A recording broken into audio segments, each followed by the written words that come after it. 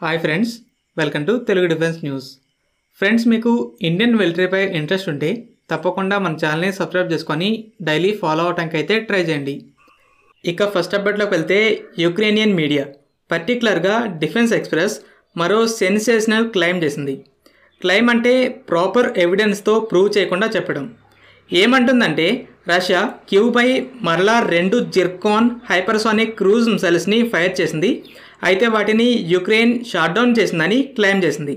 మీకు గుర్తే ఉంటుందనుకుంటా, కింజాల్ షాట్డౌన్ గురించి ఫస్ట్ పబ్లిష్ చేసింది కూడా ఈ డిఫెన్స్ ఎక్స్ప్రెస్సే. డిఫెన్స్ ఎక్స్ప్రెస్ కొన్ని శిథిలాలు చూపించి యుక్రెయిన్ కింజాల్ని షాట్డౌన్ చేసిందని క్లెయిమ్ చేశాక కొన్ని రోజుల తర్వాత యుక్రెయిన్ పెంటగాన్లు కూడా క్లెయిమ్ చేశాయి. PAC-3 మిసైలే దీన్ని షాట్డౌన్ చేసింది, ఇది వార్హెడ్ సెక్షన్ అని చెప్పాయి. అయితే Indian Air Force retired pilot Vijender K Thakur sir అది కింజాల్ వార్హెడ్ అని చెప్తే ఇస్కందర్ M వార్హెడ్ కూడా వచ్చు. ఎందుకంటే కింజాల్ ఇస్కందర్కి డెరివేటివ్. కానీ దేని వార్హెడ్ అయినా సరే అది డౌన్ చేసిన మిసైల్ది కాదు, ఎక్స్ప్లోడ్ అవని వార్హెడ్ అని చెప్పారు. అలాగే PAC-3 మిసైల్ అనేది దగ్గరికి వెళ్ళి బ్లాస్ట్ అయ్యే ఇంటర్సెప్టర్ కాకుండా డైరెక్ట్గా ఢీకొట్టి నాశనం చేసే హిట్ టు కిల్ ఇంటర్సెప్టర్. నిజంగా PAC-3 హిట్ చేసి ఉంటే ఆ వార్హెడ్ కూడా డిస్ట్రాయ్ అయ్యి ఉండేది. అది మ్యాల్ ఫంక్షన్ అయ్యి బ్లాస్ట్ అవడంలో ఫెయిల్ అయిన వార్హెడ్. దాన్ని చూపించి యుక్రెయిన్ షాట్డౌన్ చేసిందని క్లెయిమ్ చేస్తుందని చెప్పారు. కానీ ఫ్యాక్ట్ కూడా అదే. PAC-3 Mach 4 speed, Kinzhal Mach 10 to 12 స్పీడ్తో ట్రావెల్ చేస్తుంటాయి. ఈ 2 మిసైల్స్ కనుక అంత హై స్పీడ్స్తో ఢీకొట్టుంటే ఒకవేళ మిగిలిన ఏవో చిన్న చిన్న శిథిలాలే మిగులుతాయి. అయితే కింజాల్ అనేది హైపర్సానిక్ ఏరో బలిస్టిక్ మిసైల్ అయితే Zircon purely hypersonic cruise missile. ఈ మిసైల్ ఎంత ప్రమాదకరమో ఆల్రెడీ ఒక వీడియోలో చెప్పాను, కామెంట్ సెక్షన్లో లింక్ ఉంటుంది. ఇప్పుడు జిర్కాన్ శిథిలాలుగా చూపిస్తుంది కూడా వార్హెడ్ సెక్షన్ లాగే ఉంది. మరి యుక్రేనియన్ మిలిటరీ, అమెరికాలు ఏమంటాయో చూడాలి. మాల్దీవియన్ ప్రెసిడెంట్ ముయిజ్జు మళ్ళా టోన్ మార్చాడు. ఇండియా మా క్లోజెస్ట్ అలైగా కంటిన్యూ అవుతుందని చెప్తున్నాడు.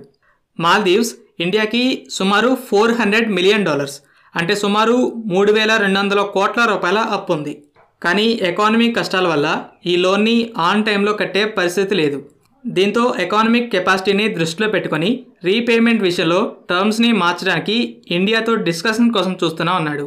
అంటే అప్పుని పూర్తిగా మాఫీ చేయడం, లేదా కొంత తగ్గించడం, లేదా ఇంట్రెస్ట్ రేట్లను తగ్గించడం, ఇలాంటి వాటి గురించి మాట్లాడాలి. అయితే దీని గురించి మాత్రమే కాదు, ముయిజ్జు టోన్ మారడానికి ఇంకో రీజన్ ఉంది. ఏప్రిల్ 21న మాల్దీవ్స్లో జనరల్ ఎలక్షన్స్ అనేవి జరగబోతున్నాయి. ఇండియాలో ప్రతి జిల్లాకి ఎంపీని ప్రజలు ఎన్నుకుంటారు. పార్లమెంట్లో ఎక్కువ శాతం ఎంపీలు ఎవరికి సపోర్ట్ చేస్తే వాళ్ళే కంట్రీకి లీడర్, అంటే ప్రైమ్ మినిస్టర్ అవుతారు. ఈ ఎలక్షన్స్ని జనరల్ ఎలక్షన్స్ అంటారు. అయితే మాల్దీవ్స్లో జనరల్ ఎలక్షన్స్ కాకుండా ప్రెసిడెంట్ని సపరేట్గా ఎన్నుకోవడానికి ప్రెసిడెన్షియల్ ఎలక్షన్స్ కూడా జరుగుతాయి. లాస్ట్ ఇయర్ ఎండింగ్లో ముయిజ్జు సుమారు 54% ఓటింగ్తో ఎలక్ట్ అయ్యాడు.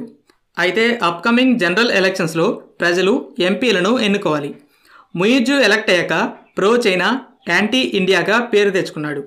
అయితే అపోజిషన్ పార్టీ ముయిజ్జు ఇండియాతో రిలేషన్స్ని దెబ్బతీశాడని క్రిటిసైజ్ చేసి అప్కమింగ్ ఎలక్షన్స్లో దీన్ని ఆయుధంగా ఎంచుకుంది.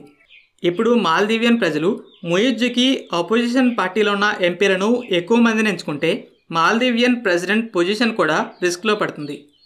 ఫస్ట్ పార్లమెంట్లో అపోజిషన్కి పవర్ ఉంటుంది. ఎక్కువ శాతం ఎంపీలు ఆపోజిట్గా ఉంటే దేశాన్ని పరిపాలించడం కోసం ముయిజ్జు ప్రవేశపెట్టే పాలసీస్ని ప్రపోజ్ చేసినప్పుడు పార్లమెంట్ నుండి వాటికి అప్రూవల్స్ రావు. దీంతో ముయిజ్జు దేశాన్ని సరిగ్గా పాలించలేడు. ఇలా అపోజిషన్ పార్టీ కంటిన్యూగా ప్రెసిడెంట్ని వ్యతిరేకిస్తూ చివరికి నో కాన్ఫిడెన్స్ మోషన్ని పాస్ చేస్తే ప్రెసిడెంట్ని రిమూవ్ చేయడం కూడా జరుగుతుంది. ముయిజ్జు దేశాన్ని సరిగ్గా పరిపాలించాలంటే పార్లమెంట్లో ఉన్న సీట్లలో తన పార్టీకే మెజారిటీ ఉండాలి. అపోజిషన్ పార్టీ అప్కమింగ్ ఎలక్షన్స్లో ముయిజ్జు యాంటీ ఇండియా లక్షణాన్ని టార్గెట్ చేసింది. కాబట్టి ముయిజ్జు ఇలా ఇండియా మా క్లోజెస్ట్ అలై, ఇండియాతో రిలేషన్స్ ఎప్పట్లాగే ఉంటాయని వ్యాఖ్యలు చేస్తుండొచ్చు. ఇక అప్ అంటే మాల్దీవ్స్ చైనాకి కూడా $1.3 బిలియన్ అప్పు ఉంది. కానీ చైనాని మాత్రం అడగట్లేదు. ఇండియా కనుక ఈ డెప్ట్ విషయంలో కాంప్రమైజ్ అయ్యి మాఫీ చేస్తే ఎలక్షన్స్ అయిపోయి డెప్ట్ క్లియర్ అయ్యాక తిరిగి చైనా వైపు కూడా తిరుగుతాడు. ఎలక్షన్స్కి ముందు ఇదంతా డ్రామా. ఫ్రెండ్స్, ఈ వీడియో మీకు నచ్చినట్టయితే లైక్ చేయండి. అలాగే మరిన్ని ఇంపార్టెంట్ డిఫెన్స్ డిబేట్స్ కోసం మన ఛానల్ని సబ్స్క్రైబ్ చేసుకోండి.